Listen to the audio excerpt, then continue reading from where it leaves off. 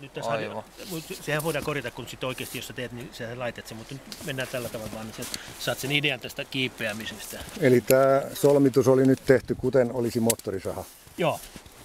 Eli nyt on eri puolilla nämä prussikit. Prussikit, eli tarkoitti tätä oranssi keltaista. Keltainen köysi. Keltainen yhdistäjä. Prussikki on meidän niin sanottu napanuora. Mä en googlannut, että mitä se tarkoittaa selkosuomella. Prussikki on taas henkilön nimi Itävallasta. Eli se on siitä tullut nimen perusteella vähän niin kuin Linnean kasvioppityyliin. Kyllä, joo. Okay. Ja näitä prussikeita, eli tämän tyyppisiä köysiä, näitä kitkasolmuja on sitten useita erilaisia. Joo.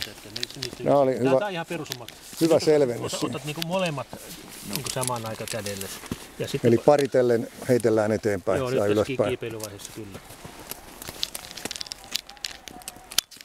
No ja nyt katsot sitten semmoisen niin kuin hyvän asennon itsellesi, kun sä mietit, että onko se liian kaukana nyt sieltä vai pystyykö se menemään.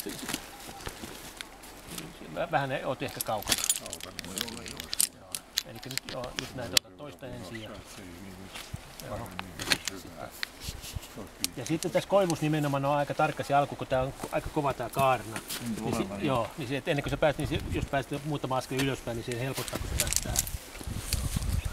Ja pienemmillä askelilla. Ahanehtia. Tätähän ikkää.